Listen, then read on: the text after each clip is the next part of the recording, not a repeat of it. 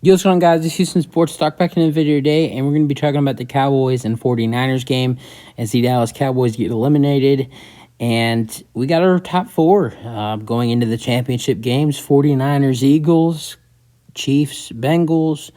And it should be really fun next Sunday. Me personally, I do think that the Super Bowl, I think right now I would have to say it's going to be the 49ers and the Bengals, just with the way the 49ers defense was able to stop the Cowboys today. They were able to stop the Seahawks last week. I know the Cowboys and the Seahawks is not really, a good comparison to the Eagles, because the Eagles are better than both teams. Well, Eagles aren't much better than the Cowboys, but the Eagles are a lot better than the Seahawks. But I still think the 49ers defense will be a problem for that Philadelphia Eagles offense next week with Jalen Hurts, uncertainty of being injured or not, I'm not, I wouldn't say him being injured, but him, not being he was all right, again in their divisional game against the Giants, but it just didn't look like the Jalen Hurts, he just doesn't look like the Jalen Hurts we saw earlier in the season. So maybe he's going to have another extra week to get healthy, and we'll see who wins that game. I think that should be a really good game next Sunday. But besides that, I think that the 49ers with their defense they're going to give Jalen Hurts some problems. I think both games are going to be really good. I think that the Chiefs and Bengals will be great as well. I think with the way the Bengals have matched up against the Chiefs in the last couple of years, I think the Bengals should have their way in that one. But I think that's a game where you really don't want to. That one can go either way. But getting into this game, this was a close game. Cowboys made some mistakes that will haunt them. Just their defense. I'm not gonna lie, their defense was great. And I think that some things that are going to hurt them is like, Tony Pollard getting hurt. He got hurt right before halftime. So things could have been different with him. But yeah, I hate playing the what if game. I think it's one of the stupidest things in the world. But there's other things like some of you might not agree with me, but I thought that punting the football on 4th and 5 with what was it? 2 minutes and 5 seconds to go. I didn't like that call. Yes, you're taking a danger by going. It's very dangerous for going for it for 4th and 5 because you really weren't in the territory. But you have a good offense. I would like to say you have a decent quarterback who can either throw the football with his good wide receivers. He has Gallup. He has Lamb. Also, Noah Brown was having a good game tonight. He can use his legs. You have it. I know Zeke didn't have the best night, but you can throw it to Zeke. So you have a lot of other options when it comes to. And then I think it would have been better for trying to go for it on 4th down than getting the ball back with 40 seconds. With 40 seconds left and no timeouts, because if you convert that 4th down, which is only 5 yards, then in that scenario, or was it? No. Oh, wait, never mind. It was 4th and 5. Never mind. The 49ers would have stopped that. I thought it was 4th and 5, but it was 4th and 10. That was a 4th and 10. So actually, you could have been risky and going for it, but actually, now that I think about it, punting might have been the best option. But you got the ball back with 40 seconds to go with 0 timeouts. And so I feel bad for Cowboys fans because I even thought they were going to win this game. But let's get into the scoring summary. So the 49ers would score first, and the first score would be with 2 minutes left, and it was a field goal, Robbie Gould from 26 yards, 3-0. But then the Cowboys would score next with a touchdown, a Dalton Schultz touchdown from 4 yards. And the theme from last week kind of got carried on to this week.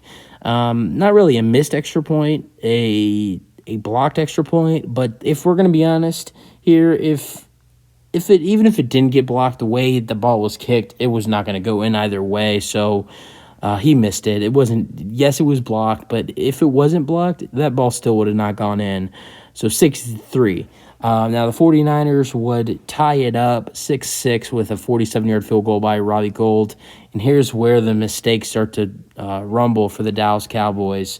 A horrible Dak Prescott interception in the red zone that would line the 49ers up in field goal range with a 50-yard field goal, with a 50-yard field goal, and send to halftime with a lead. So from there on, an interception in the red zone turned into points for the 49ers. And so that, I think that was one of the biggest mistakes in this ball game for the Cowboys. So yeah, and then like I said, Robbie Gould makes a 50-yard field goal, make it 6-9. But in the third quarter, Brett Maher finally does something good, 25-yard field goal to tie it up at 9.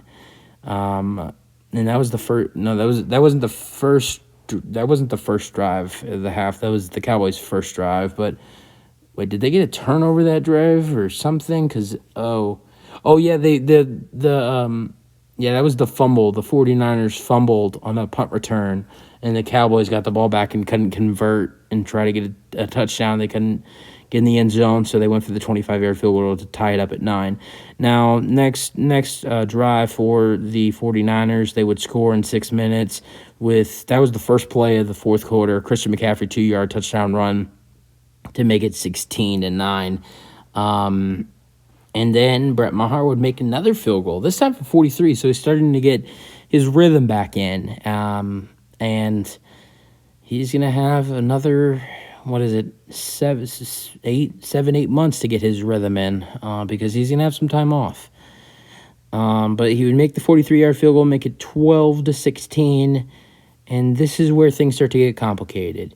With 3:04 left, Robbie Gould would make a 28-yard field goal to make it 19-12. It's still a 7-point game. The Cowboys still have a shot.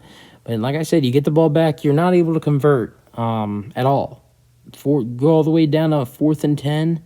And you have to punt the ball with 2 minutes and 5 seconds. And then the 49ers run the clock down to 40-something seconds, and you get the ball back with 0 timeouts, and you just couldn't get anything going. And last play got stomped. I mean, he threw it to, I think, Turpin, and he got pounded right away. They didn't even have a chance to lateral the ball.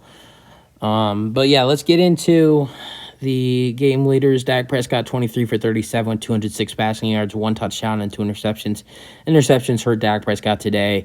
Both of his interceptions today led to field goals. They did. So when it comes to Dak's interceptions here, and I just said a couple minutes ago, I hate the what-if game, but we're going to play it. So if Dak doesn't throw those 2 interceptions and the 49ers don't get those field goals, it's 13, and then let's just say what if Brett Maher makes that extra point, this game would have gone to overtime 13-13. So I just think that those Dak Prescott interceptions is what hurt the Dallas Cowboys. I think not only that, but Tony Pollard hurt them. Losing Tony Pollard hurt them as well. I mean, Prescott threw the interception to Fred Warner. I mean, like literally the play after Pollard. I think if Pollard doesn't get hurt on that drive, I think that they definitely capitalize and score a touchdown on that drive where Prescott throws the interception. So yeah, I think that there was things the Cowboys did that if they could have done better, they would have won this game, and they didn't. All right, Brock Purdy was 19 for 29 with 214 passing yards, no touchdowns, no interceptions. Rushing yards, you got Elliott with 10 carries, 26 yards, and then Elijah Mitchell with 14 carries and 51 yards. Man, CeeDee Lamb was on top of the game today. 10 receptions, 117 yards. He was the leading receiver for both teams. George Kittle had 5 receptions and 95 yards. All right, full box score. McCaffrey, I'm not going to say he had a bad game because he had a touchdown and had a lot of receiving yards, but 10 carries, 35 yards, and 1 touchdown for McCaffrey. As long as it was 8. But they relied on Elijah Mitchell today a lot, which was surprising. Okay, and then receiving yard, or Debo had 4 carries and 11 yards as well. George Kittle already went through him. Debo Samuel had 4 receptions, 45 yards, and then McCaffrey had 6 receptions and 22 yards. For the Cowboys, Elton Schultz had 5 receptions, 27 yards, and 1 touchdown, and Noah Brown had 2 receptions and 21 yards. Also, the vet, T.Y. Hilton, had 1 reception, 15 yards. Was this possibly his last game? I don't know. And then Michael Gallup, man, I feel bad for him. He struggled a little bit this season. I mean, there was times where he would, kind of feel. I think the injury really hurt him last year. I think that. So yeah, I mean, there were some times this season where he showed some glimpses of the old Michael Gallup that we saw last year. Dak targeted him 3 times and he didn't catch any single one of the balls that were thrown to him. Also, I think the first interception that Dak threw was a pass that was intended to Michael Gallup. All right, interceptions. That's fumbles. So sorry, fumbles. So the Ray McLeod fumbled on the punt return, and then Damon Clark recovered the return.